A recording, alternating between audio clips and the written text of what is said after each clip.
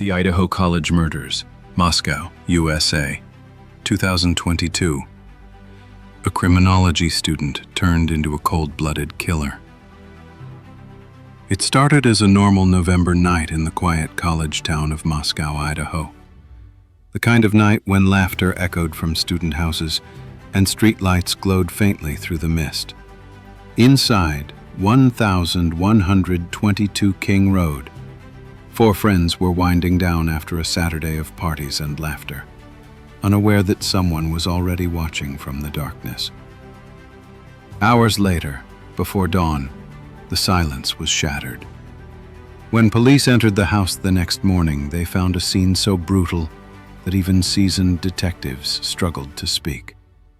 Four students, bright, young, full of promise, were gone. Who could do something like this?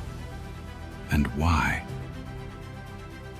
Tonight, we uncover every chilling detail behind the Idaho College Murders, a case that reminds us how evil can hide behind the most ordinary walls.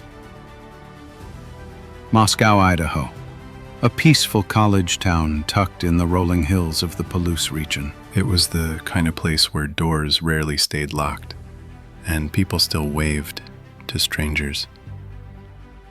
The University of Idaho stood proudly at its center, a symbol of small-town safety and youthful ambition. But in November 2022, that illusion would be shattered forever.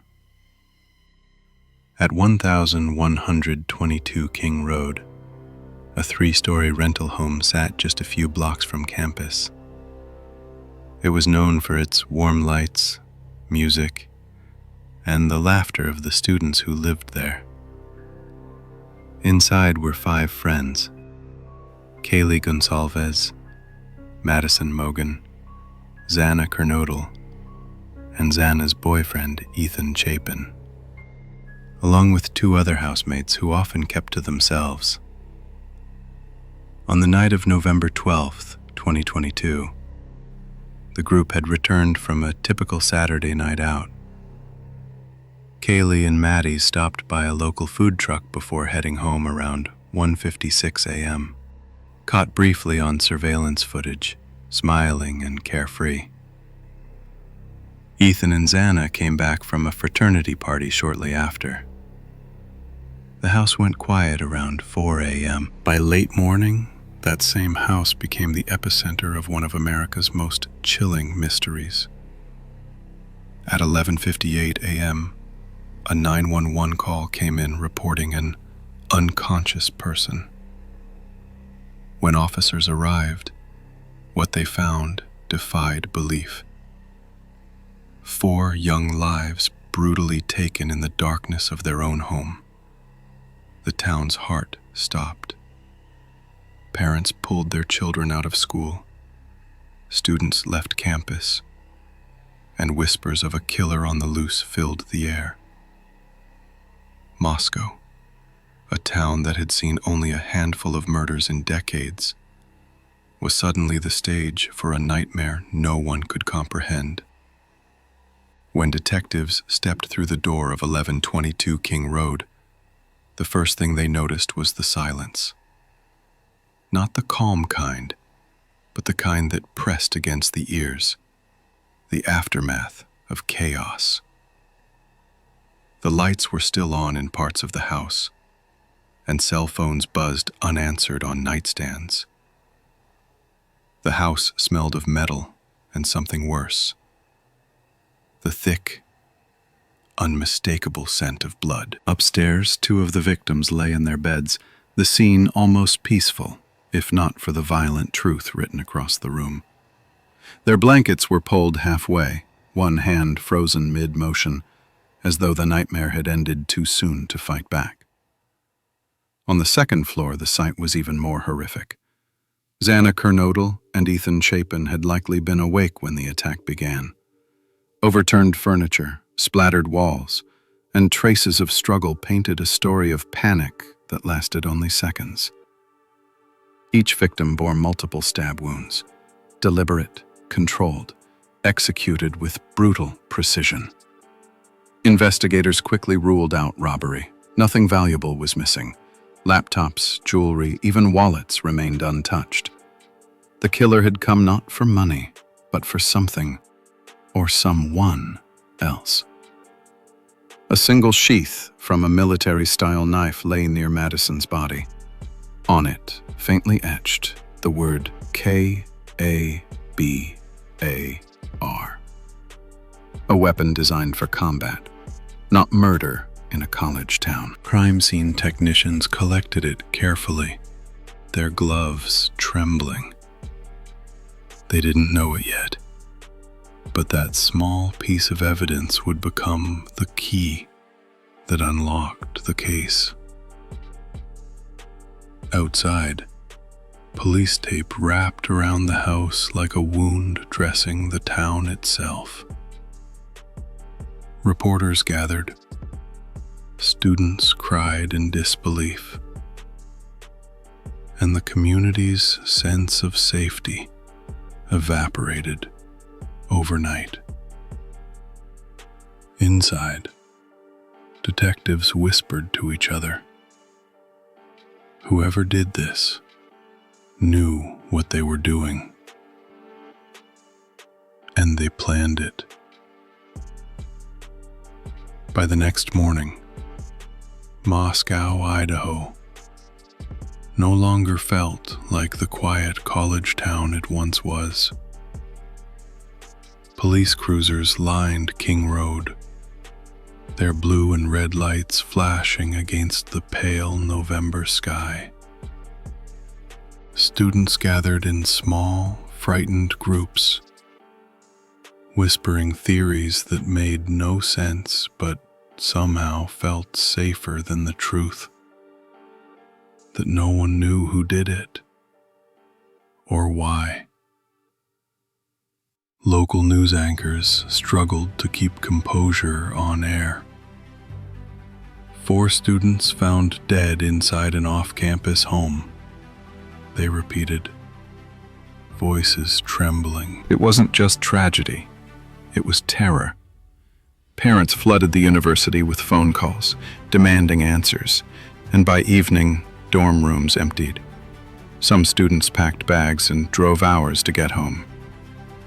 Inside the police station, detectives reviewed every 911 call, every tip, every lead, but they kept hitting walls. The crime scene showed no signs of forced entry. Whoever entered that house had either found a way in quietly or had been there before. Rumors spread faster than facts. Social media buzzed with theories: a jealous ex-boyfriend, a random drifter, a serial killer. Every unfamiliar face in town became a suspect. Restaurants closed early, and gun stores sold out of pepper spray overnight.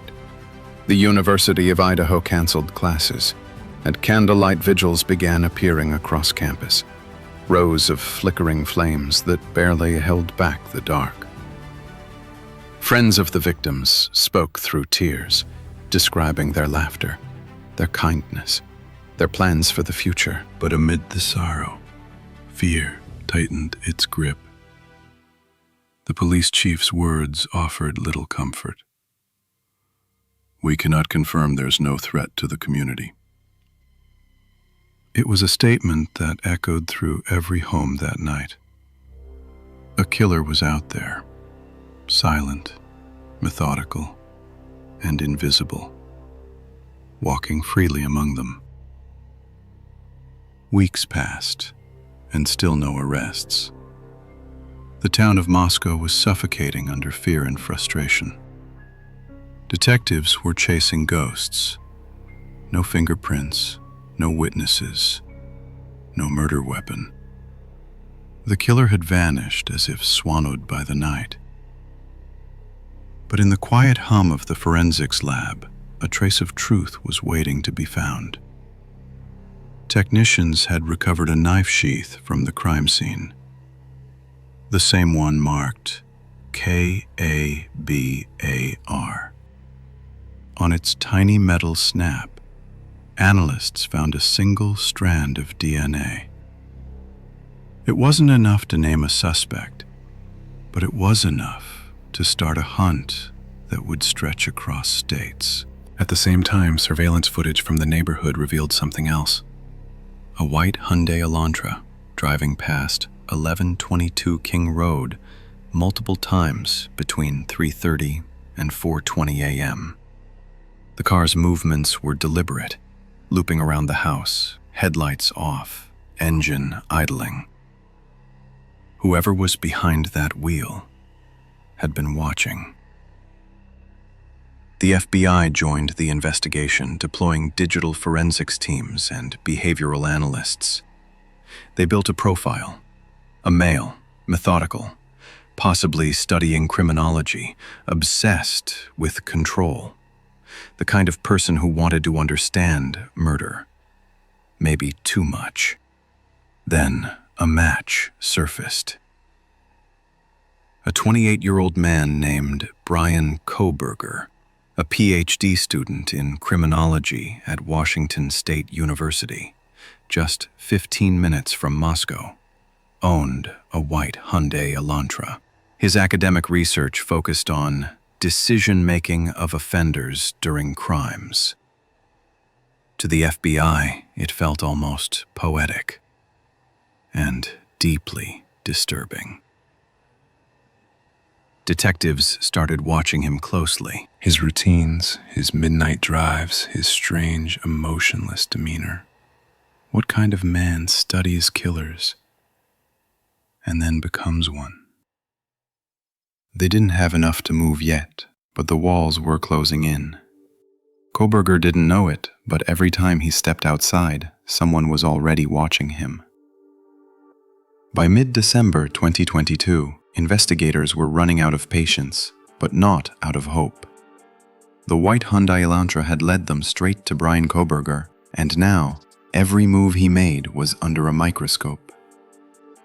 Agents collected trash from the bins outside his apartment in Pullman, Washington. It was a long shot, but when the lab results came back, hearts raced. The DNA from his family's garbage was a 99.9% match to the genetic material on the knife sheath found beside Madison Mogen's body. It was the breakthrough they'd been waiting for. Kohberger, unaware he'd been exposed, packed his car and drove across the country to his parents' home in Albrightsville, Pennsylvania, for the holidays. But he wasn't alone on that road. Unmarked FBI vehicles trailed him quietly through the night, documenting his every turn, every stop for gas, every glance in the rearview mirror. On December 30th, 2022, at 1:30 a.m., a SWAT team surrounded the Kohberger family home. The quiet Pennsylvania suburb exploded into flashing lights and shouts of command.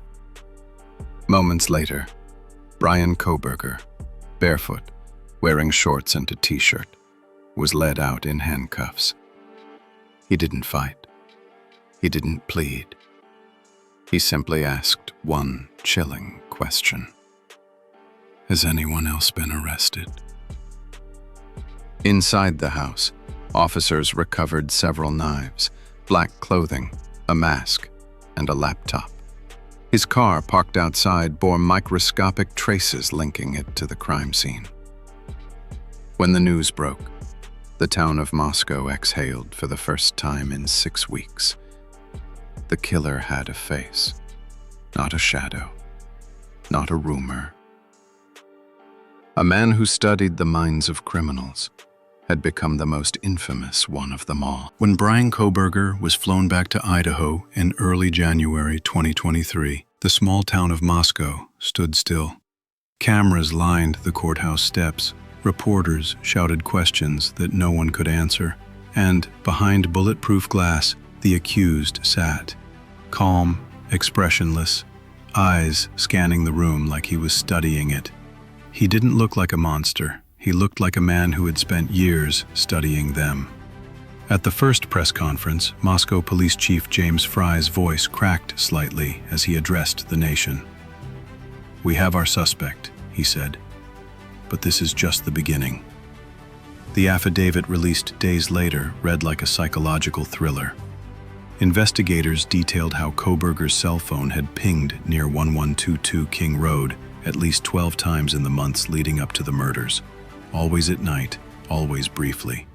On the morning of November 13th, his phone had mysteriously gone dark between 2:47 and 4:48 a.m., only to reappear near his apartment shortly after. Inside his car, technicians found hair fibers, blood traces, and shoe print patterns consistent with those at the crime scene. His laptop contained online searches about how to leave no DNA, knife combat techniques, and psychological control during attack. One of the surviving roommates, in a sworn statement, recounted hearing a muffled voice that night. A man's tone, saying softly, "It's okay." When she peeked out of her door, she saw a tall man in black clothing and a mask walk past her toward the sliding glass door. She froze, too afraid to move. That image would haunt her forever.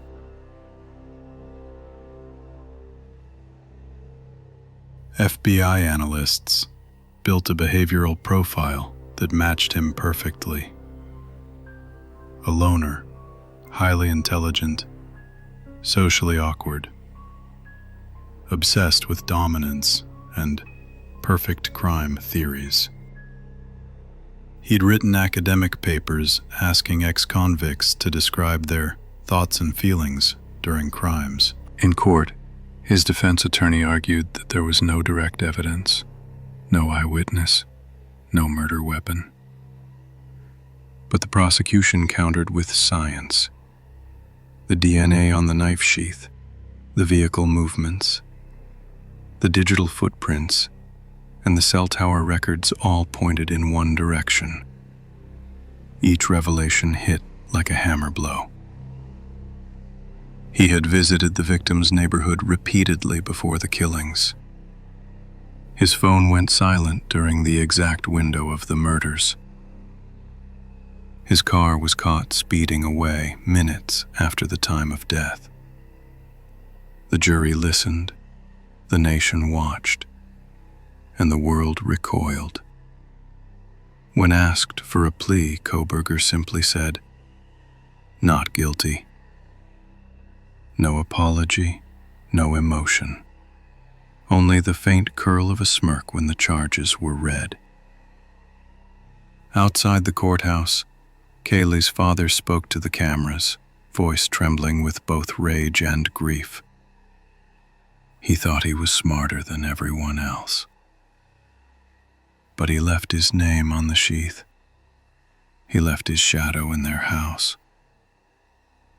The case was far from over. Legal battles continued, evidence challenged, hearings postponed. But one truth was no longer in doubt. The monster had been found. He wasn't a stranger from the woods or a masked drifter. He was a man sitting quietly in lecture halls, studying how killers think, taking notes, until he became one. And as the courtroom emptied that day, one question still lingered in the cold Moscow air. How many times had he walked among them unseen before deciding who would die? Months passed, but the shadow of 1122 King Road still hung over Moscow. The house where 4 young lives ended became a ghostly landmark, windows boarded, flowers wilted on the steps, candles flickering in the cold. The University of Idaho eventually announced it would be demolished, but the memory would never be erased. Across America, the case ignited fear and fascination in equal measure. How could someone who studied justice become the face of evil? How could a man so ordinary, so articulate, walk among friends, classmates, professors, and no one see the darkness beneath? The Idaho murders became more than a crime story. They became a mirror reflecting a terrifying truth. Evil doesn't always wear a mask. Sometimes it hides behind curiosity, intelligence, and quiet obsession. For investigators, it was a reminder that even the smallest clue, a strand of DNA on a sheath, a car caught on a camera, can speak louder than any confession. For the public, it was a lesson in vigilance. Safety isn't paranoia when the cost of ignoring danger is everything. To this day, the case of Brian Kohberger remains a grim study in control, arrogance, and the collapse of empathy. He tried to understand the anatomy of murder, and in doing so, became its perfect example.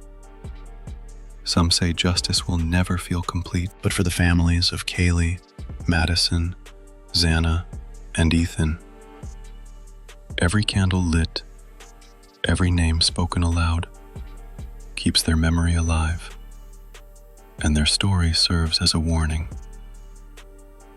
Evil studies us too, and sometimes it looks back from the mirror.